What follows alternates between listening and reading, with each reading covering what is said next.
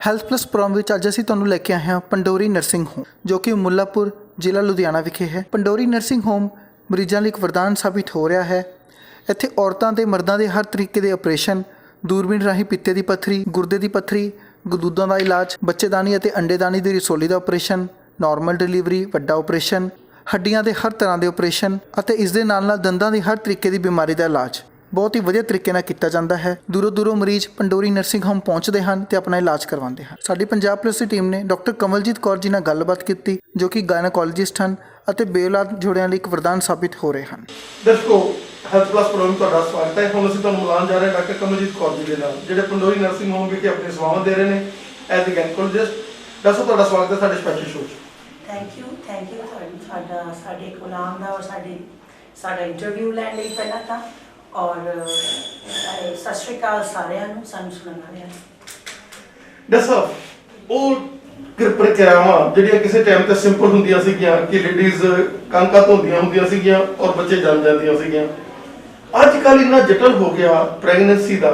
ਕੀ ਕਹਿਣਾ ਚਾਹੋਗੇ as a gynaecologist ਕਿ ਇੰਨਾ ਚੇਂਜ ਕਿਵੇਂ ਆਪਾਂ ਦੇਖ ਸਕਦੇ ਹਾਂ? ਅੱਜ ਤੋਂ 30-35 ਸਾਲ ਪਹਿਲਾਂ ਅਗਰ ਆਪਾਂ ਗੱਲ ਕਰਦੇ ਸੀ ਤਾਂ ਪ੍ਰੈਗਨੈਂਸੀ ਬਹੁਤ ਨੋਰਮਲ ਔਰ ਈਜ਼ੀ ਗੋਇੰਗ ਜਿਹੜਾ ਹੈਗਾ ਸੀਗਾ, ਲੇਕਿਨ ਅੱਜ ਕੱਲ੍ਹ ਬੜਾ ਕੰਪਲਿਕੇਟਡ ਜਿਹੜਾ ਹੈਗਾ ਇਹ ਸਿਸਟਮ ਬਣ ਚੁੱਕਿਆ ਹੈਗਾ। ਕੀ ਕਾਰਨ? ਕੰਪਲਿਕੇਸ਼ਨਸ ਆਉਣ ਦੀਆਂ ਬਹੁਤ ਸਾਰੀਆਂ ਵਜ੍ਹਾ ਹੋ ਗਈਆਂ ਨੇ ਅੱਜ ਕੱਲ੍ਹ। ਫਸਟ ਆਫ ਆਲ ਤਾਂ ਡਾਈਟ, ਚੇਂਜ ਇਨ ਦਾ ਡਾਈਟ, ਚੇਂਜ ਇਨ ਦਾ ਲਾਈਫ ਸਟਾਈਲ। ਲੋਕਾਂ ਦਾ ਲਾਈਫ ਸਟਾਈਲ ਬਦਲ ਗਿਆ, ਖਾਣ ਪੀਣ ਦੀਆਂ ਆਦਤਾਂ ਬਦਲ ਗਈਆਂ। ਪਲੱਸ ਵਿਦ ਦਾ ਟਾਈਮ ਜਿਹੜੀਆਂ ਬਲੀਡਿੰਗ ਟੈਂਡੈਂਸੀਜ਼ ਨੇ, ਆਪਣੇ ਜਿਹੜੇ ਬਲੱਡ ਦੇ ਵਿੱਚ ਜਿਹੜੇ ਨਿਊਟ੍ਰੀਸ਼ਨ ਚੇਂਜ ਬਦਲਾਅ ਆਉਂਦੇ ਨੇ, ਜਿਹਨੂੰ ਆਪਾਂ ਕਹਿੰਦੇ ਹਾਂ ਕਿ ਬਲੀਡਿੰਗ ਦਾ ਰਿਸਕ ਵੱਧਦਾ, ਡਿਲੀਵਰੀ ਟਾਈਮ ਔਰ ਜਿਹੜੀਆਂ ਹੋਰ ਕਈ ਕੰਪਲਿਕੇਸ਼ਨਸ ਅੱਜ ਕੱਲ੍ਹ ਆ ਰਹੀਆਂ ਜਿੱਦਾਂ ਮੈਡੀਕਲ ਦੀਆਂ, ਜਿੱਦਾਂ ਡਾਇਬਟੀਜ਼ ਜੁੜ ਰਹੀ ਆ ਪ੍ਰੈਗਨੈਂਸੀ ਨਾਲ, BP, ਹਾਈਪਰਟੈਂਸ਼ਨ ਜੁੜ ਰਿਹਾ, ਪਲੱਸ ਖੂਨ ਦੇ ਆਪਣੇ ਡਿਫੈਕਟ ਆਣੇ, ਥੈਲੇਸੀਮੀਆ ਡਿਫੈਕਟ ਹੁੰਦਾ ਬਲੱਡ ਦਾ, ਉਹ ਆ ਜਾਣੇ, ਕਈ ਗੱਲਾਂ ਜੁੜ ਕੇ। ਪਲੱਸ ਲਾਈਫ ਸਟਾਈਲ ਅੱਜ ਕੱਲ੍ਹ ਸੀਡੈਂਟਰੀ ਹੋ ਗਿਆ, ਜੌਬਸ, ਲੜਕੀਆਂ ਜੌਬਸ ਕਰਨ ਲੱਗ ਗਈਆਂ, ਲੇਟ ਮੈਰਿਜਸ ਹੋ ਰਹੀਆਂ ਨੇ, ਲੇਟ ਡਿਲੀਵਰੀਜ਼ ਹੁੰਦੀਆਂ। ਸੋ ਉਹ ਸਾਰੇ ਰਿਸਕ ਫੈਕਟਰਸ ਰਲ ਕੇ ਜਿਹੜੀਆਂ ਨੇ ਨਾ ਅੱਜ ਕੱਲ੍ਹ ਡਿਲੀਵਰੀਜ਼ ਕੰਪਲਿਕੇਟਡ ਹੋ ਗਈਆਂ ਨੇ, ਪਲੱਸ ਉਹਨਾਂ ਦੇ ਕੰਪਲਿਕੇਸ਼ਨਸ, ਰਿਸਕਸ ਵਧਣ ਦਾ ਜ਼ਿਆਦਾ ਹੋ ਗਿਆ ਅੱਜ ਕੱਲ੍ਹ। ਦੱਸੋ, ਇਹ ਹਸਪੀਟਲ ਜਿਹੜਾ ਹਾਈ ਰਿਸਕ ਪ੍ਰੈਗਨੈਂਸੀਜ਼ ਦੇ ਲਈ ਅੱਜ ਤੁਸੀਂ 2 ਡਾਕਟਰਸ ਹੋ ਗਏ ਹੋ ਔਰ ਇਹ ਹਸਪੀਟਲ ਜਿਹੜਾ ਪਿਛਲੇ ਲੰਬੇ ਸਮੇਂ ਤੋਂ ਸੇਵਾਵਾਂ ਕਰਦਾ ਆ ਰਿਹਾ ਸੀਗਾ ਔਰ ਡਾਕਟਰ ਸਾਹਿਬ ਜਿਹੜੇ ਕਿ ਉਸ ਟਾਈਮ ਤੇ ਤਾਂ ਸਕੈਨ ਤੱਕ ਵੀ ਨਹੀਂ ਹੁੰਦੇ ਸੀਗੇ ਔਰ ਅੱਖ ਲਾ ਕੇ ਜਿਹੜਾ ਹੈਗਾ ਪੇਟ ਨੂੰ ਦੱਸ ਦਿੰਦੇ ਸੀਗੇ। ਕੀ ਕਹਿਣਾ ਚਾਹੋਗੇ ਕਿ ਉਹ ਐਕਸਪੀਰੀਅੰਸ ਤੁਹਾਨੂੰ ਨਾਲ ਹੈਗਾ ਔਰ ਨਾਲ ਤੁਹਾਡੀ ਮਾਡਰਨ ਟੈਕਨੋਲੋਜੀ, ਅੱਜ ਮਸ਼ੀਨਰੀ ਸਾਰੀ ਵਧੀਆ ਆ ਗਈ ਹੈ, ਲੈਪਰੋਸਕੋਪਿਕ ਸਰਜਰੀਜ਼ ਆ ਗਈਆਂ ਹੈਗੀਆਂ, ਐਕਸਟ੍ਰੋਸਕੋਪੀ ਆ ਗਈ ਹੈਗੀ ਆ। ਕੀ ਕਹਿਣਾ ਚਾਹੋਗੇ ਕਿ ਉਹ ਚੀਜ਼ਾਂ ਜਦੋਂ ਮਿਲ ਜਾਂਦੀਆਂ ਹੈਗੀਆਂ ਤਾਂ ਫਿਰ ਉਹ ਸੋਨੇ ਦੇ ਸੁਹਾਗੇ ਵਾਲੀ ਗੱਲ ਹੁੰਦੀ? ਹਾਂਜੀ, ਬਿਲਕੁਲ ਸੋਨੇ ਤੇ ਸੁਹਾਗੇ ਵਾਲੀ ਹਰ ਗੱਲ ਹੁੰਦੀ ਹੈ, ਕਿਉਂਕਿ ਇਨਵੈਸਟੀਗੇਸ਼ਨਸ ਤੁਹਾਨੂੰ ਇੱਕ ਹੱਦ ਤੱਕ ਦੱਸ ਸਕਦੀਆਂ ਨੇ, ਬਟ ਜੋ ਐਕਸਪੀਰੀਅੰਸ ਹੁੰਦਾ ਨਾ ਉਹ ਸਭ ਤੋਂ ਉੱਪਰ ਹੈ। ਜਦ ਤੁਸੀਂ ਰਿਪੀਟਡ ਕੋਈ ਚੀਜ਼ਾਂ ਨੂੰ, ਪੇਸ਼ੈਂਟ ਨੂੰ ਦੇਖਦੇ ਹੋ, ਕੋਈ ਕੰਪਲਿਕੇਸ਼ਨਸ ਦੇਖਦੇ ਹੋ, ਤੁਸੀਂ ਉਹਨੂੰ ਅਸੈਸ ਕਰਦੇ ਹੋ ਤੇ ਜਦ ਤੁਹਾਡਾ ਪੇਸ਼ੈਂਟ ਠੀਕ ਹੋ ਜਾਂਦਾ, ਉਹ ਜਿਹੜਾ ਐਕਸਪੀਰੀਅੰਸ ਆ ਇੰਨੇ ਸਾਲਾਂ ਦਾ, ਉਹ really it makes a big difference in saving a patient's life. ਕਿਉਂਕਿ ਇਨਵੈਸਟੀਗੇਸ਼ਨਸ ਆਪਾਂ ਕਰ ਲਿਆਂਗੇ ਬਟ ਹਰ ਪੇਸ਼ੈਂਟ ਦੀ ਇਨਵੈਸਟੀਗੇਸ਼ਨਸ ਕਈ ਵਾਰ ਆਪਾਂ ਨੂੰ ਮਸ਼ੀਨਾਂ ਹੀ ਨੇ, ਮਸ਼ੀਨਾਂ ਕੈਲੀਬਰੇਸ਼ਨ ਐਰਰਸ ਵੀ ਹੋ ਜਾਂਦੇ ਆ, ਪਲੱਸ ਹਰ ਬੰਦੇ ਦਾ ਇੰਟਰਪ੍ਰੀਟੇਸ਼ਨ ਅੱਡ ਹੋ ਜਾਂਦਾ। ਬਟ ਉਹੀ ਚੀਜ਼ ਨੂੰ ਅਗਰ ਇੱਕ ਪਰਸਨ ਆਪਣੀ ਐਕਸਪੀਰੀਅੰਸਡ ਮਾਈਂਡ ਨਾਲ ਪਲੱਸ ਆਪਣੀ ਸਕਿੱਲ ਨਾਲ ਦੇਖਦਾ ਤਾਂ it really makes a difference ਔਰ ਇਹ ਤੁਹਾਨੂੰ ਗਾਈਡ ਕਰਦੀ ਆ ਫਿਊਚਰ ਆਪਣੀ ਪ੍ਰੈਕਟਿਸ ਨੂੰ ਬੈਟਰ ਕਰਨ 'ਚ। ਵੈਸੇ ਇਹ ਹਸਪੀਟਲ ਜਿਹੜਾ ਅੱਜ ਕੱਲ੍ਹ ਲੋਕ ਕਹਿ ਰਹੇ ਕਿ ਨਾਰਮਲ ਪ੍ਰੈਗਨੈਂਸੀਜ਼ ਨਹੀਂ ਹੁੰਦੀਆਂ, ਲੇਕਿਨ ਅੱਜ ਤੁਹਾਡੇ ਮਦਰ ਇਨ ਲਾ ਦੀ ਹੈਲਪ ਦੇ ਨਾਲ, ਤੁਹਾਡੇ ਨਾਲ ਅੱਜ ਵੀ ਇਸ ਹਸਪੀਟਲ ਦੇ ਵਿੱਚ ਹਾਈ ਜਿਹੜਾ ਨਾਰਮਲ ਡਿਲੀਵਰੀਜ਼ ਹੈਗੀਆਂ ਉਹ ਵੀ ਬਹੁਤ ਵਧੀਆ ਤਰੀਕੇ ਦੇ ਨਾਲ ਹੋ ਰਹੀਆਂ ਨੇ। ਔਰ ਜਿਸ ਤਰੀਕੇ ਨਾਲ ਤੁਸੀਂ ਕਹਿੰਦੇ ਜਿਹੜੇ ਬੰਦੇ ਫੋਲੋ ਕਰਦੇ ਉਹਨਾਂ ਨੂੰ, ਜਿਹੜੇ ਰੂਲਸ ਐਂਡ ਰੈਗੂਲੇਸ਼ਨ ਨੂੰ ਫੋਲੋ ਕਰਦੀਆਂ ਲੇਡੀ, ਉਹਨਾਂ ਦੇ ਲਈ ਇਹ ਚੀਜ਼ ਜਿਹੜੀ ਕਿ ਬੜੀ ਆਸਾਨ ਹੈ। ਹਾਂਜੀ, ਬਿਲਕੁਲ। ਨਾਰਮਲ ਡਿਲੀਵਰੀਜ਼ ਵੀ ਅਸੀਂ ਕਰਦੇ ਹਾਂ ਇੱਥੇ। ਮੈਜੋਰਿਟੀ ਫਸਟ ਆਫ ਆਲ ਅਸੀਂ we go forward with the normal delivery ਹੋਵੇ, ਕਿ ਅਸੀਂ ਹਰ ਚਾਹੁੰਦੇ ਹਾਂ ਕਿ ਹਰ ਪੇਸ਼ੈਂਟ ਦੀ ਨਾਰਮਲ ਡਿਲੀਵਰੀ ਹੋਵੇ, ਕਿਉਂਕਿ ਉਹਨੂੰ ਸਰਜਰੀ ਦੇ ਰਿਸਕ ਤੋਂ ਬਚਾਉਂਦੀ ਹੈ। ਉਹਦੀ ਜਿਹੜੀ ਫਿਊਚਰ ਲਾਈਫ ਹੈ ਉਹ ਉਹਦੇ ਨਾਲ ਸਮਹਾਉ ਉਹਨੂੰ ਲੈਸ ਰਿਸਕ ਤੇ ਪਾਉਂਦੀ ਹੈ। ਪਲੱਸ ਸਰਜਰੀ ਦੇ ਆਪਣੇ ਰਿਸਕ ਵੀ ਹੁੰਦੇ ਆ, ਬਲੀਡਿੰਗ ਰਿਸਕਸ ਹੁੰਦੇ ਆ, ਹਰ ਪੇਸ਼ੈਂਟ ਉਹਦਾ ਕਿਵੇਂ ਕੋਪ ਅਪ ਕਰੇਗਾ ਉਹ ਵੀ ਹੁੰਦਾ। ਪਲੱਸ ਇਕਨੋਮਿਕ ਤਾਂ ਹੁੰਦੇ ਹੀ ਹੈ, ਕਿਉਂਕਿ ਹਰ ਬੰਦੇ ਕੋ ਉਹਨੇ ਮਨੀ ਵੀ ਫੈਕਟਰ ਆ। ਪਲੱਸ ਕੋਵਿਡ ਟਾਈਮ 'ਚ ਤਾਂ ਬਹੁਤ ਜ਼ਿਆਦਾ, ਜਿੱਥੇ ਹਰ ਬੰਦੇ ਦੀ ਜੌਬਸ ਘਟ ਗਈਆਂ ਨੇ, ਲਿਮਿਟਡ ਐਕਸੈਸ ਹੋ ਗਿਆ। So we go ahead with the normal delivery ਔਰ ਨਾਰਮਲ ਡਿਲੀਵਰੀਜ਼ ਦੇ ਲਈ ਪੇਸ਼ੈਂਟਸ ਨੂੰ ਗਾਈਡ ਕਰਨਾ ਪੈਂਦਾ ਵਾ, ਉਹਨਾਂ ਨੂੰ ਕੁਝ ਸਲਾਹ ਦੇਣੇ ਪੈਂਦੇ ਆ, ਜੋ ਅਸੀਂ ਉਹਨਾਂ ਨੂੰ ਲਾਈਫ ਸਟਾਈਲ ਦੇ ਡਾਈਟ ਦੇ ਸਲਾਹ ਦੇਣੇ ਪੈਂਦੇ ਆ, ਉਹ ਸਾਰੇ ਅਸੀਂ ਦਿੰਦੇ ਆ ਤਾਂ ਕਿ ਨਾਰਮਲ ਡਿਲੀਵਰੀਜ਼ ਹੋਣ। ਬਟ ਅਗਰ ਕਿਸੇ ਦੀ ਨਹੀਂ ਵੀ ਹੋ ਪਾਉਂਦੀ ਤਾਂ ਅਸੀਂ ਉਹਨੂੰ ਪ੍ਰੋਪਰ ਗਾਈਡ ਕਰਕੇ ਉਹਦੀ ਜਿੱਦਾਂ ਜਿਸ ਤਰੀਕੇ ਨਾਲ ਮੰਨ ਲਓ ਕਈ ਵਾਰ ਅਸਿਸਟ ਕਰਨੀ ਪੈਂਦੀ ਹੈ ਡਿਲੀਵਰੀ, ਤੇ ਕਈ ਵਾਰ ਆਪਾਂ ਨੂੰ ਉਹਨਾਂ ਨੂੰ ਵੈਕਿਊਮ ਡਿਲੀਵਰੀ ਕਰਾਉਣੀ ਪੈਂਦੀ ਹੈ ਸੋ ਦੈਟ ਨਾਰਮਲ ਹੋ ਜਾਵੇ, ਉਹ ਉਹਨਾਂ ਨੂੰ ਹੈਲਪ ਕਰੀਦਾ as per the patient needs। ਹਾਂਜੀ ਜੈਸੇ ਕੰਬੀਨੇਸ਼ਨ ਆਫ ਐਮਡੀ ਮੈਡੀਸਿਨਸ ਇੱਕ ਬਹੁਤ ਵੱਡਾ, ਕਿਉਂਕਿ ਅੱਜ ਜਿਸ ਤਰੀਕੇ ਨਾਲ ਤੁਸੀਂ ਕਿਹਾ ਐਪੀਡੈਮਿਕ ਸ਼ੂਗਰ ਦਾ ਬਹੁਤ ਜ਼ਿਆਦਾ ਵਧਿਆ ਹੋਇਆ, ਹਾਰਟ ਦੀਆਂ ਬਿਮਾਰੀਆਂ ਦਾ, ਬਲੱਡ ਪ੍ਰੈਸ਼ਰ ਦਾ ਬਹੁਤ ਜ਼ਿਆਦਾ ਵਧਿਆ, ਔਰ ਇੱਕ ਕੰਪਲੀਟ ਹਸਪੀਟਲ ਜਿਹਦੇ ਵਿੱਚ ਐਮਡੀ ਮੈਡੀਸਨ ਤੁਹਾਡੇ ਨਾਲ 24 ਆਵਰ ਹੈਗੇ ਆ, ਕੀ ਕਹਿਣਾ ਚਾਹੋਗੇ ਕਿ ਇਹ ਹਸਪੀਟਲ ਫਿਰ ਉਹ ਰਿਸਕਾਂ ਨੂੰ ਸਾਰੀਆਂ ਨੂੰ, ਕਿਉਂਕਿ ਉਹ ਪਹਿਲਾਂ ਹੀ ਉਹਨਾਂ ਚੀਜ਼ਾਂ ਨੂੰ ਤੁਸੀਂ ਮਾਪ ਲੈਂਦੇ ਹੋ ਔਰ ਤੁਹਾਡੇ ਕੋਲ ਸਭ ਹਰ ਚੀਜ਼ ਦਾ ਹੈਗਾ, ਨਾਲ ਦੀ ਨਾਲ ਟ੍ਰੀਟਮੈਂਟ ਹੁੰਦਾ ਰਹਿੰਦਾ। ਪਹਿਲਾਂ ਜਦੋਂ ਬੱਚੇ ਨੇ ਪਲਣਾ ਸ਼ੁਰੂ ਕਰਨਾ, ਜਦੋਂ ਫਸਟ ਮੰਥ ਹੁੰਦਾ, ਉਸ ਤੋਂ ਲਾ ਕੇ ਜਿਹੜਾ ਹੈਗਾ ਇਹ ਜਿਹੜੀ ਸੇਵਾਵਾਂ ਤੁਹਾਡੇ ਹਸਪੀਟਲ ਦੇ ਵਿੱਚ ਅਲਟਰਾਸਾਊਂਡ ਦੀ ਗੱਲ ਕਰ ਲਈਏ ਤਾਂ ਬਾਰ-ਬਾਰ ਜਦੋਂ ਤੁਸੀਂ ਉਹਨਾਂ ਨੂੰ ਮੋਨੀਟਰਿੰਗ ਕਰਦੇ ਰਹਿੰਦੇ ਹੋ, ਕਿਉਂਕਿ ਅੱਜ-ਕੱਲ੍ਹ ਇੱਕ ਬੱਚੇ ਬੜੇ ਪ੍ਰੀਸ਼ੀਅਸ ਬੱਚੇ ਆ, ਉਹ ਪਹਿਲਾਂ ਦੀ ਗੱਲ ਹੈ ਵੀ 5-7 ਹੈਗੇ, ਅਗਲੇ ਕਹਿੰਦੇ 1-2 ਤਾਂ ਕਿਸੇ ਦੇ ਚਲੇ ਜਾਂਦੇ ਸੀਗੇ, ਕੀ ਗੱਲ? ਹਾਂਜੀ ਬਿਲਕੁਲ, ਅਸੀਂ ਸ਼ੁਰੂ ਤੋਂ ਹੀ ਪੇਸ਼ੈਂਟ ਨੂੰ from the first visit proper ਉਹਨੂੰ ਅਸੈਸਮੈਂਟ ਉਹਦੇ ਕਰੀਦਾ, ਉਹਦਾ ਸਾਰਾ ਚੀਜ਼ ਜੋ ਵੀ ਫੈਕਟਰਸ ਵਾਈਟਲਸ ਹੁੰਦੇ ਆ, BP, plus and examination, anaemia ਦੇਖਣਾ, ਖੂਨ ਦੀ ਘਾਟ ਤਾਂ ਨਹੀਂ ਹੈਗੀ, ਉਹ ਤਾਂ ਬਿਲਕੁਲ ਨਾਰਮਲ ਹੁੰਦੀਆਂ ਚੀਜ਼ਾਂ ਜਿਹੜੀਆਂ ਬੇਸਿਕ ਕਰਨੀਆਂ ਹੁੰਦੀਆਂ। ਉਸ ਤੋਂ ਇਲਾਵਾ ਇਨਵੈਸਟੀਗੇਸ਼ਨਸ ਵੀ ਕਰੀਦੀਆਂ ਕਿ ਇਹਦਾ ਕਿਤੇ ਥਾਇਰੋਇਡ ਤਾਂ ਨਹੀਂ ਇਹਨੂੰ ਹੋ ਰਿਹਾ ਵਾ, ਇਹਨੂੰ ਡਾਇਬੀਟਿਕ ਤਾਂ ਨਹੀਂ ਹੈ ਸ਼ੁਰੂ ਤੋਂ, ਸੋ ਉਹ ਸਾਰੀ ਚੀਜ਼ਾਂ ਦੇਖਦੇ ਹੋਏ ਅਸੀਂ ਸਾਰਾ ਕੁਝ ਅਸੈਸ ਕਰੀਦਾ and properly try to manage everything here in Pandori nursing home. Sir infertility ਜਿਹੜੀ ਕਿ ਇੱਕ ਬਹੁਤ ਵੱਡਾ ਐਪੀਡੈਮਿਕ ਹੈਗਾ ਅੱਜ ਦੇ ਯੁੱਗ ਦੇ ਵਿੱਚ, ਕਿਉਂਕਿ ਲੇਟ ਮੈਰਿਜਸ ਜਿਹੜੇ ਹੈਗੀਆਂ ਕਾਫੀ ਲੰਬਾ ਸਮਾਂ ਲੋਕ ਮੈਰਿਜ ਨਹੀਂ ਕਰਦੇ, ਔਰ ਉਹਦੇ ਲਈ ਤੁਹਾਡੇ ਮਦਰ ਨਾਲ ਤੁਸੀਂ ਜਿਹੜਾ ਮਿਲ ਕੇ ਜਦੋਂ ਇਨਵੈਸਟੀਗੇਸ਼ਨ ਕਰਦੇ ਆ ਕਿਸੇ ਦੀ, ਔਰ ਉਹਨਾਂ ਨੂੰ ਦੱਸਦੇ ਆ, ਜਿੱਦਾਂ ਤੁਸੀਂ ਥਾਇਰਾਇਡ ਦੀ ਗੱਲ ਕੀਤੀ, ਕਈ ਵਾਰੀ ਸਿੰਪਲ ਥਾਇਰਾਇਡ ਨਾਲ, ਕਈ ਵਾਰੀ ਸਿੰਪਲ ਪੀਸੀਓਡੀਜ਼ ਦੇ ਨਾਲ, ਮਤਲਬ ਬਹੁਤ ਨਿੱਕੇ ਕਾਰਨ ਹੁੰਦੇ, ਕਈ ਵਾਰੀ ਉਹਨਾਂ ਦਾ ਮੈਂਟਲ ਸਟ੍ਰੈਸ ਇੰਨਾ ਹੁੰਦਾ, ਕੀ ਕਹਿਣਾ ਚਾਹੋਗੇ ਕਿ ਜਦੋਂ ਪੇਸ਼ੈਂਟ ਆਉਂਦਾ ਈਜ਼ ਹੋ ਜਾਂਦਾ ਤੁਹਾਡੇ ਕੋਲ, ਕਿਉਂਕਿ ਡਾਕਟਰ ਸਾਹਿਬ ਕੋਲੇ ਆ ਕੇ ਤਾਂ ਜਿੱਦਾਂ ਉਹਦਾ ਢਿੱਡ ਫੁੱਲਣ ਵਾਲੀ ਗੱਲ ਆ ਲੇਡੀਜ਼ ਦੀ, ਉਦਾਂ ਕਰਕੇ ਗੱਲ ਕਰਦੀਆਂ ਵੀ ਮਾਤਾ ਇਦਾਂ ਮਤਲਬ ਸਾਡੇ ਨਾਲ ਹੈ, ਆਹ ਗੱਲ ਹੈਗੀ ਆ, ਕਿਉਂਕਿ ਤੀਜੀ ਪੀੜ੍ਹੀ ਜਿਹੜੀ ਹੈਗੀ ਆ, ਦੂਜੀ ਤੀਜੀ ਪੀੜ੍ਹੀ ਜਿਹੜੀ ਹੈਗੀ ਉਹ ਵੀ ਆ ਗਈ। ਹਾਂਜੀ ਬਿਲਕੁਲ ਹੁਣ ਮੈਡਮ ਕੋ ਜਿਨ੍ਹਾਂ ਦੀਆਂ ਡਿਲੀਵਰੀਜ਼ ਹੋਈਆਂ ਨੇ ਉਹਨਾਂ ਦੇ ਬੱਚਿਆਂ ਦੀ ਡਿਲੀਵਰੀਜ਼ ਵੀ ਇੱਥੇ ਹੋ ਰਹੀਆਂ ਨੇ, ਸੋ ਐਂਡ ਸੋ ਕਿ ਇੱਕ ਤਾਂ ਪੇਸ਼ੈਂਟ ਕਪਲ ਸੀਗੇ, ਉਹ ਦੋਨਾਂ ਦੀ ਮਤਲਬ ਹਸਬੈਂਡ ਵਾਈਫ ਦੋਨਾਂ ਦੀ ਡਿਲੀਵਰੀ ਮੈਡਮ ਕੋ ਹੋਈ ਸੀ। ਸੋ ਇਨਫਰਟੀਲਿਟੀ ਜਿੱਦਾਂ ਤੁਸੀਂ ਕਹਿ ਰਹੇ ਹੋ ਇੱਕ ਤਰੀਕੇ ਦਾ ਵਿਸ਼ਾਪ ਹੀ ਬਣ ਰਿਹਾ, ਹੁਣ ਬਹੁਤ ਜ਼ਿਆਦਾ ਹੋ ਰਿਹਾ ਇਨਫਰਟੀਲਿਟੀ। ਜਿਵੇਂ ਮੈਂ ਫਿਰ ਉਹੀ ਗੱਲ ਕਹੂੰਗੀ ਕਿ ਡਾਈਟ ਹੈ, ਕੁਛ ਆਪਾਂ ਵਾਧੂ ਦਵਾਈਆਂ ਕਈ ਵਾਰ ਆਪਾਂ ਲੈ ਲੈਂਦੇ ਆ, ਜਾਂ ਟਾਈਮ ਤੋਂ ਪਹਿਲਾਂ ਲਾਈਕ ਥੋੜੀ ਦੇਰ ਮੈਰਿਜ ਨੂੰ ਹੋਈ ਹੁੰਦੀ ਹੈ ਤੇ ਆਪਾਂ ਮੈਡੀਸਿਨਸ ਲੈਣਾ ਸ਼ੁਰੂ ਕਰ ਦਿੰਦੇ ਆ ਕਿ ਜਲਦੀ ਪ੍ਰੈਗਨੈਂਸੀ ਹੋ ਜਾਏ। ਸੋ ਕਈ ਫੈਕਟਰਸ ਜਿਹੜੇ ਹੁੰਦੇ ਆ ਉਹ ਰਿਜ਼ਲਟ ਕਰਦੇ ਆ ਕਿ ਇਨਫਰਟੀਲਿਟੀ ਨੂੰ ਵਧਾਉਣ 'ਚ। ਪਲੱਸ ਜਦ ਇਨਫਰਟੀਲਿਟੀ ਇੱਕ ਵਾਰ ਆਪਾਂ ਦਵਾਈਆਂ ਸ਼ੁਰੂ ਕਰ ਦਿੰਦੇ ਆ, ਫਿਰ ਸਟ੍ਰੈਸ ਹੋ ਜਾਂਦੀ ਹੈ ਕਿ ਹੁਣ ਪਤਾ ਨਹੀਂ ਕੀ ਬੋਡੀ 'ਚ ਨੁਕਸ ਹੈ ਕਿ ਕਿਉਂ ਨਹੀਂ ਪ੍ਰੈਗਨੈਂਸੀ ਹੋ ਰਹੀ।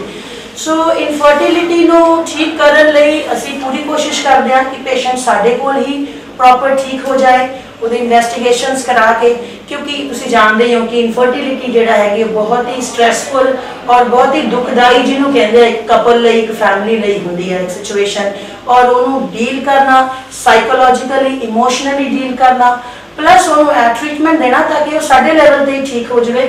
ਬਿਕੋਜ਼ ਜੇ ਤੁਸੀਂ ਆਪਾਂ ਦੇਖਦੇ ਆ ਕਿ ਅਗਰ ਪ੍ਰੈਗਨੈਂਸੀ ਨਹੀਂ ਹੁੰਦੀ ਤੇ ਫਿਰ IVF ਜੇ ਆਪਾਂ ਕਰਾਉਂਦੇ ਆ ਤੇ IVF ਦਾ ਵੀ ਆਪਣੇ ਆਪ 'ਚ ਇੱਕ ਬਹੁਤ ਖਰਚਾ ਹੈ।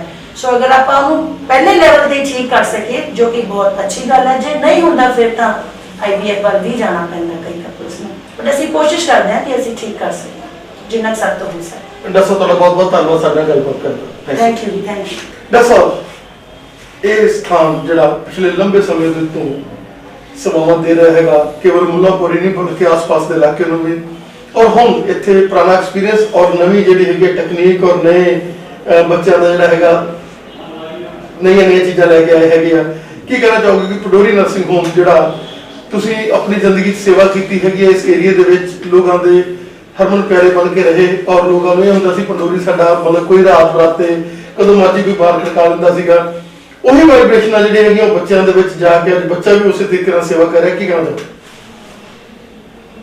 ਅੱਜ ਪਹਿਲਾਂ ਗਵਰਨਮੈਂਟ ਜੌਬ ਵਿੱਚ ਸੀਗੇ, ਉਸ ਤੋਂ ਬਾਅਦ ਅਸੀਂ ਪ੍ਰਾਈਵੇਟ ਸ਼ੁਰੂ ਕੀਤਾ ਤੇ ਠੀਕ ਹੈ ਜੀ, ਪ੍ਰਾਇਮਰੀ ਕੇਅਰ ਸੈਂਟਰ ਵੀ ਵਰਕਿੰਗ ਜਿੰਨਾ ਵੀ ਸੀਗਾ ਸਰਾਊਂਡਿੰਗ ਵਿਲੇਜ ਜਿਹੜੇ ਹੈਗੇ ਆ, ਪਿੰਡ ਵਾਲੇ ਨਾਲ ਜਿਹੜੇ ਹੈਗੇ ਆ ਜਾਂ ਲੋਕਲ ਜਿਹੜੇ ਹੈਗੇ ਆ, 24 ਘੰਟੇ ਅਸੀਂ ਸਰਵਿਸ ਪ੍ਰੋਵਾਈਡ ਕੀਤੀ ਆ ਤੇ ਕਰਦੇ ਰਹਾਂਗੇ।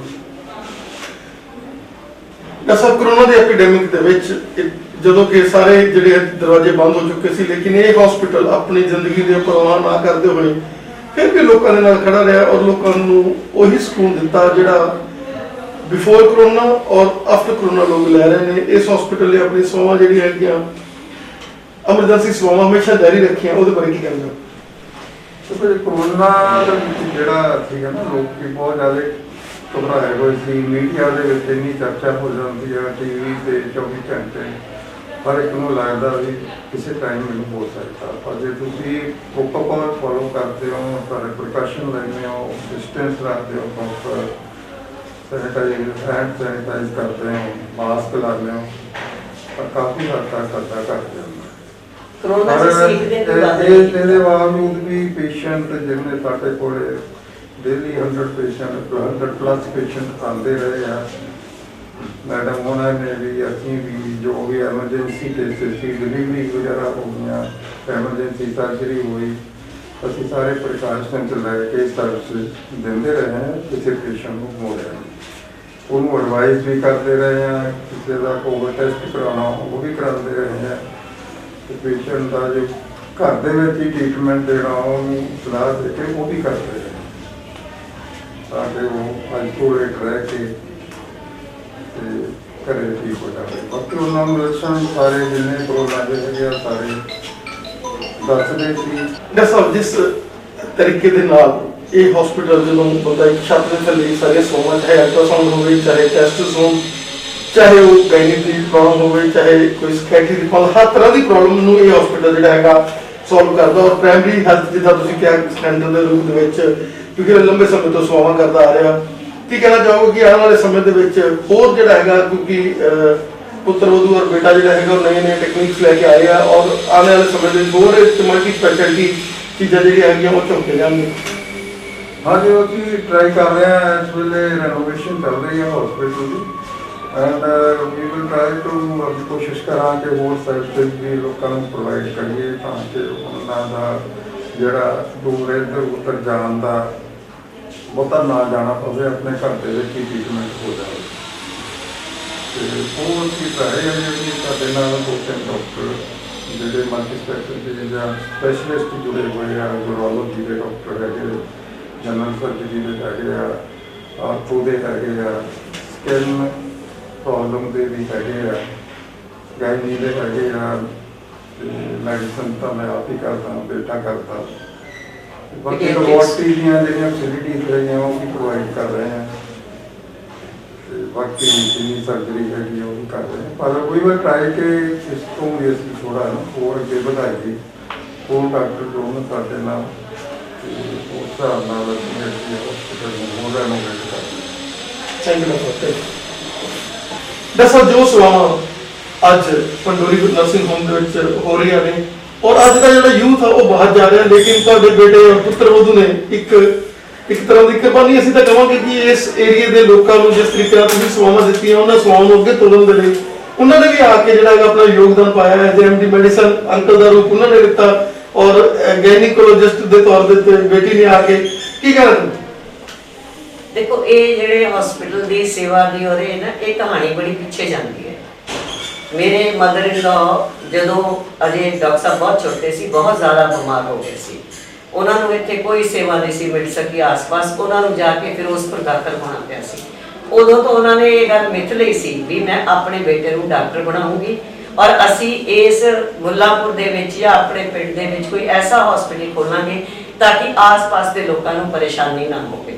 ਸੋ ਇਹ ਉਦੋਂ ਦਾ ਇਹਨਾਂ ਦੇ ਮਾਤਾ ਜੀ ਦਾ ਯੋਗਦਾਨ ਹੈ ਇਹਦੇ ਵਿੱਚ ਸਾਰਾ ਵੱਡਾ, ਜਿਹੜਾ ਉਹਨਾਂ ਨੇ ਮਿਥਿਆ ਹੋਇਆ ਸੀ ਕਿ ਮੈਂ ਆਪਣੇ ਬੇਟੇ ਨੂੰ ਡਾਕਟਰ ਬਣਾਉਣਾ ਆ ਔਰ ਅਸੀਂ ਇੱਥੇ ਹਸਪੀਟਲ ਖੁਲਾਉਣਾ ਆ ਤਾਂ ਕਿ ਆਸ-ਪਾਸ ਦੇ ਪਿੰਡਾਂ ਦੇ ਲੋਕੀ ਜਿਹੜੇ ਹੈਗੇ ਆ ਉਹਨਾਂ ਨੂੰ ਸ਼ਹਿਰਾਂ ਦੇ ਵਿੱਚ ਜਾ ਕੇ ਧੱਕੇ ਨਾ ਖਾਣੇ ਪੈਣ, ਅਨਿਊ ਖਰਚੇ ਨਾ ਸਹਾਰਨੇ ਪੈਣ, ਜੋ ਕੁਝ ਹੋਵੇ ਇੱਥੇ ਹੋ ਜਾਵੇ। ਕਿਉਂਕਿ ਪਿੰਡਾਂ ਦੇ ਡਾਕਟਰਾਂ ਦੇ ਨਾਲ ਲੋਕੀ ਗੱਲ ਕਰਕੇ ਇਸ ਜਗ੍ਹਾ ਨੂੰ ਆਪਣੇ ਘਰ ਵਾਂਗੂ, ਜਿਵੇਂ ਤੁਸੀਂ ਕਿਹਾ ਸੀ ਵੀ ਢਿੱਡ ਵੀ ਫਰੋੜ ਲੈਂਦੇ ਆ, ਸਾਰੀਆਂ ਗੱਲਾਂ ਕਰ ਲੈਂਦੇ ਆ, ਤੇ ਇਹ ਉਦੋਂ ਉਹਨਾਂ ਨੇ ਸ਼ੁਰੂ ਕੀਤਾ ਸੀ ਇਹ ਉਹਨਾਂ ਦੇ ਸਦਕਾ ਜੋ ਕੁਝ ਹੋਇਆ, ਉਹਨਾਂ ਦੇ ਸਦਕਾ ਹੋਇਆ ਸਾਰਾ ਕੁਝ। ਤੇ ਅੱਗੋਂ ਇਹਨਾਂ ਦੀ ਮੈਰਿਜ ਮੇਰੇ ਨਾਲ ਹੋ ਗਈ। ਸਾਡੇ ਵਿੱਚ ਉਹੋ ਜਿਹੀ ਸੇਵਾ ਦੀ ਭਾਵਨਾ ਮਾਂ ਪਿਓ ਨੇ ਪਾ ਦਿੱਤੀ ਤੇ ਅਸੀਂ ਇੱਥੇ ਹਸਪੀਟਲ ਖੋਲ ਕੇ ਤੇ ਜਿੰਨਾ ਸਾਡੇ ਤੋਂ ਹੋ ਸਕਿਆ ਅਸੀਂ ਉਹ ਕਰਦੇ ਸੀ ਔਰ ਅੱਜ ਵੀ ਕਰ ਰਹੇ ਹਾਂ ਔਰ ਕਰਦੇ ਰਹਾਂਗੇ। ਇਹੀ ਸਿੱਖਿਆ ਅਸੀਂ ਅੱਗੇ ਆਪਣੇ ਬੱਚਿਆਂ ਨੂੰ ਦਿੱਤੀ ਹੈ ਕਿ ਪੈਸਾ ਤਾਂ ਬਹੁਤ ਆ ਜਾਂਦਾ ਹੁੰਦਾ ਹੈ, ਪਰ ਜਿਹੜੀ ਪੇਸ਼ੈਂਟ ਦੀ ਕੇਅਰ ਕਰਨੀ ਆ ਧਿਆਨ ਦੇ ਨਾਲ, ਤਾਂ ਕਿ ਜਿੰਨਾ ਹੋ ਸਕੇ ਅਸੀਂ ਉਹਨਾਂ ਨੂੰ ਇੱਥੇ ਹੀ ਸੰਭਾਲੀਏ, ਉਹਨਾਂ ਨੂੰ ਅੱਗੇ ਨਾ ਜਾਣਾ ਪਵੇ। ਇਸ ਕਰੋਨਾ ਦੇ ਐਪੀਡੈਮਿਕ ਦੇ ਵਿੱਚ ਜਦੋਂ ਕਿ ਸਾਰੇ ਹਸਪੀਟਲਾਂ ਦੇ ਜਿੰਦੇ ਲੱਗ ਗਏ ਸੀਗੇ, ਲੋਕਾਂ ਨੇ ਬੰਦ ਕਰਤੇ ਸੀਗੇ, ਲੋਕਾਂ ਨੇ ਐਡੀ ਜ਼ਿਆਦਾ ਇਹਨੂੰ ਮਤਲਬ ਹਵਾ ਬਣਾ ਲਿਆ ਸੀ, ਲੇਕਿਨ ਡਾਕਟਰ ਸਾਹਿਬ ਅਤੇ ਇਸ ਫੈਮਿਲੀ ਨੇ ਆਪਣੀ ਜ਼ਿੰਦਗੀ ਦੇ ਉੱਤੇ ਖੇਲ ਕੇ ਇੱਕ ਦਿਨ ਵੀ ਮੈਡੀਕਲ ਸਰਵਿਸ ਜਿਹੜੀ ਐਮਰਜੈਂਸੀ ਆ ਬੰਦ ਨਹੀਂ ਕੀਤੀਆਂ। ਕੀ ਕਹਿਣਾ ਚਾਹੁੰਦੇ? ਦੇਖੋ, ਕਿਸੇ ਨਾ ਕਿਸੇ ਨੇ ਤਾਂ ਕੰਮ ਕਰਨਾ ਹੀ ਸੀਗਾ ਤੇ ਅਗਰ ਇਹੋ ਜਿਹੀ ਹਾਲਤ ਦੇ ਵਿੱਚ ਸਾਰੇ ਡਾਕਟਰ ਹਸਪਤਾਲ ਬੰਦ ਕਰਕੇ ਬੈਠ ਜਾਂਦੇ ਤਾਂ ਜਿਹੜਾ ਜੈਨੂਇਨ ਪੇਸ਼ੈਂਟ ਸੀਗਾ, ਚਲੋ ਕੁਝ ਤਾਂ ਆਪਾਂ ਮੰਨਦੇ ਹਾਂ ਕਿ ਸਿਰ ਦਰਦ ਹੋ ਗਿਆ, ਕੁਝ ਹੋਰ ਨਿੱਕੀ ਮੋਟੀ ਬਿਮਾਰੀ ਹੋ ਗਈ, ਤੁਸੀਂ ਕਿਤੋਂ ਵੀ ਗੋਲੀ ਲੈ ਕੇ ਖਾ ਸਕਦੇ ਹੋ, ਲੇਕਿਨ ਕਈ ਸੀਰੀਅਸ ਬਿਮਾਰੀਆਂ ਹੁੰਦੀਆਂ ਨੇ, ਜਿਹੜੀ ਜਾਨਲੇਵਾ ਬਿਮਾਰੀਆਂ ਹੁੰਦੀਆਂ ਨੇ, ਐਮਰਜੈਂਸੀਜ਼ ਹੁੰਦੀਆਂ ਨੇ, ਉਹਨਾਂ ਨੂੰ ਵੀ ਤਾਂ ਸੰਭਾਲਣਾ ਹੁੰਦਾ ਹੈ ਨਾ। ਅਗਰ ਅਸੀਂ ਸਾਰੇ ਜਿਹੜੇ ਡਰ ਕੇ ਅੰਦਰ ਬੈਠ ਜਾਂਦੇ ਤਾਂ ਫਿਰ ਕੌਣ ਕਰਦਾ ਇਹ ਚੀਜ਼ਾਂ? ਤੇ ਅਨਨੈਸੈਸਰੀ ਵਿਚਾਰੇ ਤਾਂ ਬਿਨਾਂ ਕਰੋਨਾ ਤੋਂ ਹੀ ਮਾਰੇ ਜਾਂਦੇ ਸੀਗੇ। ਬਾਕੀ ਜਿਵੇਂ ਡਾਕਟਰ ਸਾਹਿਬ ਨੇ ਕਿਹਾ ਸੀਗਾ ਕਿ ਕਰੋਨਾ ਕੋਈ ਇੰਨੀ ਵੱਡੀ ਹੋਊਗਾ ਵਾਲੀ ਗੱਲ ਨਹੀਂ ਹੈਗੀ, ਤੁਹਾਨੂੰ ਇਹਦੇ ਤੋਂ ਖਿਆਲ ਜ਼ਰੂਰ ਰੱਖਣਾ ਚਾਹੀਦਾ, ਸਾਰੀਆਂ ਪ੍ਰੀਕਾਸ਼ਨਸ ਲੈਣੀਆਂ ਚਾਹੀਦੀਆਂ ਨੇ। ਸਭ ਨਾਲੋਂ ਵੱਡੀ ਗੱਲ ਮਾਸਕ ਦੀ, ਸੈਨੀਟਾਈਜ਼ਰ ਦੀ, ਸੋਸ਼ਲ ਡਿਸਟੈਂਸਿੰਗ ਦੀ, ਉਹ ਸਾਰੇ ਨੋਰਮਸ ਜਿਹੜੇ ਸੀਗੇ ਅਸੀਂ ਇਹ ਪਹਿਲੇ ਦਿਨ ਤੋਂ ਆਪਣੇ ਹਸਪਤਾਲ ਦੇ ਵਿੱਚ ਸ਼ੁਰੂ ਕਰਕੇ ਔਰ ਅਸੀਂ ਆਪਣਾ ਹਸਪਤਾਲ ਚਾਲੂ ਰੱਖਿਆ, ਆਪਣੀਆਂ ਸੇਵਾਵਾਂ ਅਸੀਂ ਦਿੰਦੇ ਰਹੇ, ਹਰ ਤਰ੍ਹਾਂ ਦੀ ਐਮਰਜੈਂਸੀ ਅਟੈਂਡ ਕਰਦੇ ਰਹੇ, ਕਿਸੇ ਨੂੰ ਸਾਨੂੰ ਇਸ ਤਰ੍ਹਾਂ ਦੀ ਕੋਈ ਪ੍ਰੋਬਲਮ ਨਹੀਂ ਆਈ। ਪਰਮਾਤਮਾ ਦੀ ਮਿਹਰ ਨਾਲ ਤੁਹਾਡੇ ਸਾਹਮਣੇ ਬੈਠੇ ਹਾਂ, ਸਾਨੂੰ ਕਿਸੇ ਨੂੰ ਕੋਈ ਕਰੋਨਾ ਨਹੀਂ ਹੋਇਆ, ਕੁਛ ਨਹੀਂ ਹੋਇਆ, ਸਾਡੇ ਪੇਸ਼ੈਂਟ ਵੀ ਸਾਰੇ ਠੀਕ ਰਹੇ ਹੈ। ਤੇ ਇਸ ਕਰਕੇ ਮੈਨੂੰ ਤਾਂ ਨਹੀਂ ਲੱਗਦਾ ਕਿ ਕੋਈ ਬਹੁਤ ਜ਼ਿਆਦਾ, ਹਾਂ ਪ੍ਰੀਕਾਸ਼ਨ ਲੈਣ ਦੀ ਜ਼ਰੂਰਤ ਹੈਗੀ ਹੈ ਪਰ ਡਰਨ ਦੀ ਜ਼ਰੂਰਤ ਨਹੀਂ ਹੈਗੀ। ਦੱਸੋ, ਜਿਸ ਤਰੀਕੇ ਨਾਲ ਅੱਜ ਮਾਡਰਨ ਬੱਚੇ ਜਿਹੜੇ ਹੈਗੇ ਆ, ਅਗਰ ਸਾਲ ਡੇਢ ਸਾਲ ਹੀ ਲੰਘ ਜਾਂਦਾ ਇਨਫਰਟੀਲਿਟੀ ਨੂੰ ਤੇ ਉਹ ਆਈਵੀਐਫ ਫਲ ਜਾਂ ਹੋਰ ਭਜਦੇ ਹੈਗੇ ਆ, ਔਰ ਅਗਰ ਉਹ ਐਕਸਪੀਰੀਅੰਸ ਡਾਕਟਰਸ ਦੇ ਨਾਲ ਜਿਨ੍ਹਾਂ ਨੂੰ 30 35 ਸਾਲ ਦਾ ਐਕਸਪੀਰੀਅੰਸ ਹੈ, ਜ਼ਿੰਦਗੀ ਜਿਨ੍ਹਾਂ ਨੇ ਕੱਢੀ ਆ, ਕੀ ਕਹਿਣਾ ਚਾਹੋਗੇ ਕਿ ਅਗਰ ਉਹ ਸਿੰਪਲਿਸਿਟੀ ਨਾਲ ਆਪਦੇ ਮਾਈਂਡ ਨੂੰ ਠੰਡਾ ਕਰਕੇ ਉਹ ਡਾਕਟਰਸ ਨੂੰ ਮਿਲਣ, ਜਿਸ ਤਰੀਕੇ ਦੇ ਨਾਲ ਇੱਕ ਕੰਬੀਨੇਸ਼ਨ ਹੈਗਾ ਇੱਥੇ ਇੱਕ ਮਦਰ ਦਾ ਤੇ ਬੇਟੀ ਦਾ, ਜਿਹੜੀ ਇੱਕ ਨਈ ਟੈਕਨੀਕਸ ਲੈ ਕੇ ਆਈ ਹੈਗੀ ਆ, ਤੇ ਇਹ ਚੀਜ਼ਾਂ ਬੜੀ ਸਿੰਪਲਿਸਿਟੀ ਨਾਲ ਵੀ ਸੋਲਵ ਹੋ ਸਕਦੀਆਂ। ਤੁਸੀਂ ਅਗਰ ਪ੍ਰੈਸ਼ਰ ਸਿਚੁਏਸ਼ਨ ਨਹੀਂ ਹੈਗੇ ਔਰ ਈਜ਼ੀ ਹੋ ਕੇ ਤੁਸੀਂ ਗੱਲਬਾਤ ਕਰਦੇ ਆ, ਚਲੋ ਠੀਕ ਹੈ ਕਿ ਕੋਈ ਕੇਸ ਹੋ ਸਕਣਗੇ ਵੀ ਜਿਹੜੇ ਬਾਕੀ ਉਹ ਆਈਵੀਐਫ ਤੇ ਜਾਂ ਆਈਯੂਆਈ ਦੇ ਜਾਂ ਕੋਈ ਹੋਰ ਪ੍ਰੋਸੀਜਰਸ ਕਰਨੇ ਪੈਣਗੇ। ਜਿਵੇਂ ਤੁਹਾਨੂੰ ਡਾਕਟਰ ਕਮਲਜੀਤ ਨੇ ਦੱਸਿਆ ਸੀਗਾ ਕਿ ਅੱਜ ਕੱਲ੍ਹ ਇਹ ਇਨਫਰਟੀਲਿਟੀ ਜਿਹੜੀ ਹੈਗੀ ਹੈ ਨਾ, ਇਹਦੀ ਪਰਿਭਾਸ਼ਾ ਹੀ ਬਦਲ ਗਈ ਹੈ। ਇੱਕ ਤੇ ਮੈਰਿਜ ਤੋਂ ਬਹੁਤ ਜਲਦੀ ਬਾਅਦ 2 ਮਹੀਨੇ ਬਾਅਦ 3 ਮਹੀਨੇ ਬਾਅਦ ਹੀ ਜਾਂ ਤਾਂ ਘਰ ਦੇ ਕਾਲੇ ਪੈ ਜਾਂਦੇ ਨੇ ਜਾਂ ਇਨ-ਲॉज ਕਾਲੇ ਪੈ ਜਾਂਦੇ ਨੇ ਜਾਂ ਪੇਸ਼ੈਂਟ ਆਪ ਕਾਲੇ ਪੈ ਜਾਂਦੇ ਨੇ ਵੀ ਛੇਤੀ ਪ੍ਰੈਗਨੈਂਸੀ ਹੋ ਜਾਵੇ ਔਰ ਦਵਾਈਆਂ ਖਾਣੀਆਂ ਸ਼ੁਰੂ ਕਰ ਦਿੰਦੇ ਆ, ਜਿਹੜਾ ਕਿ ਕਮ ਸੇ ਕਮ 1 ਸਾਲ ਤੱਕ ਉਹਨਾਂ ਨੂੰ ਵੇਟ ਕਰਨੀ ਚਾਹੀਦੀ ਹੈ, ਨਾਰਮਲ ਲਾਈਫ ਲੀਡ ਕਰਨੀ ਚਾਹੀਦੀ। ਇਹਦਾ ਸਿੱਟਾ ਕੀ ਹੁੰਦਾ ਕਿ ਕੁਝ ਤਾਂ ਸੋਸ਼ਲ ਪ੍ਰੈਸ਼ਰ ਬਣ ਜਾਂਦਾ ਵੀ ਹਾਏ ਦੇਖੋ ਤੇਰੇ ਨਾਲ ਦੀ ਨੂੰ ਬੱਚਾ ਠਹਿਰ ਗਿਆ, ਹਾਏ ਇਹ ਹੋ ਗਿਆ। ਪਰ ਜਿੰਨਾ ਆਪਾਂ ਪੇਸ਼ੈਂਟ ਦੇ ਦਿਮਾਗ ਤੇ ਲੋਡ ਪਾਵਾਂਗੇ ਉਹਨਾਂ ਉਹਨੂੰ ਪ੍ਰੈਗਨੈਂਸੀ ਦੇ ਵਿੱਚ ਡਿਲੇ ਹੋਏਗਾ। ਇਹਦੇ ਲਈ ਜ਼ਰੂਰੀ ਹੈਗਾ ਕਿ ਤੁਸੀਂ ਪੇਸ਼ੈਂਟ ਦੀ ਔਰ ਪੇਸ਼ੈਂਟ ਦੇ ਘਰ ਵਾਲਿਆਂ ਦੀ ਸਾਈਕੋਲੋਜੀਕਲ ਟ੍ਰੀਟਮੈਂਟ ਵੀ ਤੁਹਾਨੂੰ ਨਾਲ ਕਰਨੀ ਪੈਂਦੀ ਹੈ, ਉਹਨਾਂ ਨੂੰ ਸਮਝਾਉਣਾ ਪੈਂਦਾ। ਦੂਸਰਾ, ਜਿਵੇਂ ਲਾਈਫ ਸਟਾਈਲ ਬਦਲ ਗਿਆ ਅੱਜ ਕੱਲ੍ਹ, ਲਾਈਫ ਸਟਾਈਲ ਬਦਲਣ ਕਰਕੇ ਅੱਜ ਕੱਲ੍ਹ ਇੱਕ ਡਿਜ਼ੀਜ਼ ਜਿਹੜੀ PCOD ਜਿਹਨੂੰ ਆਪਾਂ ਕਹਿ ਦਿੰਦੇ ਹਾਂ ਬਹੁਤ ਜ਼ਿਆਦਾ ਚੱਲੀ ਹੋਈ ਹੈ, ਬਹੁਤ ਜ਼ਿਆਦਾ। 10 ਦੇ ਵਿੱਚੋਂ ਅਪਰੋਕਸੀਮੇਟਲੀ 6 ਜਾਂ 7 ਨੂੰ ਮਤਲਬ 60-70% ਨੂੰ 100 ਵਿੱਚ 14 15 ਸਾਲ ਦੀਆਂ ਲੜਕੀਆਂ ਸਾਡੇ ਕੋਲ PCOD ਕਰਕੇ ਆ ਰਹੀਆਂ ਨੇ, ਜਿਸ ਕਰਕੇ ਪ੍ਰੈਗਨੈਂਸੀ ਕਨਸੀਵ ਕਰਨ ਦੇ ਵਿੱਚ ਪ੍ਰੋਬਲਮ ਆਉਂਦੀ ਹੈ। ਲੇਕਿਨ ਕੋਈ ਇਹੋ ਜਿਹੀ ਗੱਲ ਨਹੀਂ ਹੈ, ਇਹਨੂੰ ਟ੍ਰੀਟ ਕੀਤਾ ਜਾ ਸਕਦਾ। ਇਨਫੈਕਟ 4-5 ਮਹੀਨੇ ਦੇ ਵਿੱਚ ਆਰਾਮ ਨਾਲ ਟ੍ਰੀਟ ਹੋ ਜਾਂਦੀ ਹੈ ਔਰ ਪ੍ਰੈਗਨੈਂਸੀ ਹੋ ਜਾਂਦੀ ਹੈ ਅਖੀਰ। ਬਾਕੀ ਜਿਹੜਾ ਜਿਵੇਂ ਆਦਤਾਂ ਬਦਲ ਗਈਆਂ, ਕੁਝ এনवायरमेंटल ਚੇਂਜਸ ਆ ਗਈਆਂ, ਆਪਣਾ ਵਾਤਾਵਰਨ ਜਿਹੜਾ ਹੈਗਾ ਇਹਦੇ ਵਿੱਚ ਬਹੁਤ ਸਾਰੀਆਂ ਐਸੀਆਂ ਚੀਜ਼ਾਂ ਆ ਗਈਆਂ ਜਿਹੜੀਆਂ ਅੱਜ ਕੱਲ੍ਹ ਦੇ ਬੱਚਿਆਂ ਦੀ ਹੈਲਥ ਦੇ ਉੱਤੇ ਅਸਰ ਕਰਦੀਆਂ ਨੇ, ਜਿਨ੍ਹਾਂ ਦੇ ਨਾਲ ਇਹਨਾਂ ਚੀਜ਼ਾਂ ਦਾ ਫਰਕ ਪੈਂਦਾ ਹੈਗਾ। ਪਰ IVF ਵਗੈਰਾ ਜਾਣਾ ਤਾਂ ਬਹੁਤ ਪਿੱਛੋਂ ਦੀ ਗੱਲ ਹੁੰਦੀ ਹੈ। ਸਬਰ, ਮੇਰੇ ਹਿਸਾਬ ਦੇ ਨਾਲ ਸਬਰ ਦੇ ਨਾਲ ਪੇਸ਼ੈਂਟ ਨੂੰ ਜਿਹੜਾ ਹੈਗਾ ਕਮ ਸੇ ਕਮ 6 ਮਹੀਨੇ ਸਾਲ ਆਪਣਾ ਇਲਾਜ ਜ਼ਰੂਰ ਕਰਾਉਣਾ ਚਾਹੀਦਾ ਔਰ ਟ੍ਰੀਟਮੈਂਟ ਦੇ ਵਿੱਚ 90% ਜਿਹੜੇ ਹੈਗੇ ਆ ਕਨਸੀਵ ਨਾਰਮਲੀ ਕਰ ਜਾਂਦੇ ਆ ਪੇਸ਼ੈਂਟ। ਦੱਸੋ, ਯੂ ਆਰ ਐਨ ਇੰਸਟੀਟਿਊਸ਼ਨ, ਤੁਹਾਡੇ ਕੋਲ ਬੜਾ ਲੰਬਾ ਡਾਟਾ, ਪਰ ਅਸੀਂ ਚਾਹਾਂਗੇ ਕਿ ਚੈਨਲ ਦੇ ਮਾਧਿਅਮ ਤੇ ਤੁਹਾਡੇ ਵਰਗੇ ਡਾਕਟਰ ਨਾਲ ਜਿਨ੍ਹਾਂ ਨੂੰ ਲੋਕ ਇੰਨਾ ਜ਼ਿਆਦਾ ਪਿਆਰ ਕਰਦੇ ਨੇ, ਅੱਜ ਕੋਈ ਕੰਟਰੀ ਇਹਦਾ ਨਹੀਂ ਹੋਊਗਾ, ਕਿਉਂਕਿ ਮੁੱਲਾਪੁਰ ਦਾ ਜਿਹੜਾ ਏਰੀਆ ਇਸ ਆਸ-ਪਾਸ ਦੇ ਲੋਕ ਬਹੁਤ ਬਾਹਰ ਗਏ ਹੋਏ ਨੇ ਔਰ ਸਾਰੇ ਕੰਟਰੀਆਂ 'ਚ ਇਹ ਤੁਹਾਨੂੰ ਦੇਖਿਆ ਜਾ ਰਿਹਾ ਹੋਊਗਾ ਆਨਲਾਈਨ ਜਦੋਂ ਵੀ ਉਹਦਾ ਪੰਡੋਰੀ ਨਰਸਿੰਗ ਹੋਮ ਖੁੱਲੂ ਤੁਹਾਡਾ ਸਾਨੂੰ ਸਮਾਂ ਦੇਣ ਦੇ ਲਈ ਡਾਕਟਰ ਸਾਹਿਬ ਬਹੁਤ ਬਹੁਤ ਧੰਨਵਾਦ। Thank you so much. ਬਾਕੀ ਲੋਕਾਂ ਦਾ ਮਾਣ ਹੈਗਾ ਜਿਹੜਾ ਅਸੀਂ ਹਲੇ ਤੱਕ ਇੱਥੇ ਬੈਠੇ ਹੈਗੇ, ਉਹ ਸਾਨੂੰ ਯਾਦ ਕਰਦੇ ਆ, ਸਾਨੂੰ ਪਸੰਦ ਕਰਦੇ ਆ, ਉਹਨਾਂ ਦਾ ਬਹੁਤ ਬਹੁਤ ਸ਼ੁਕਰੀਆ।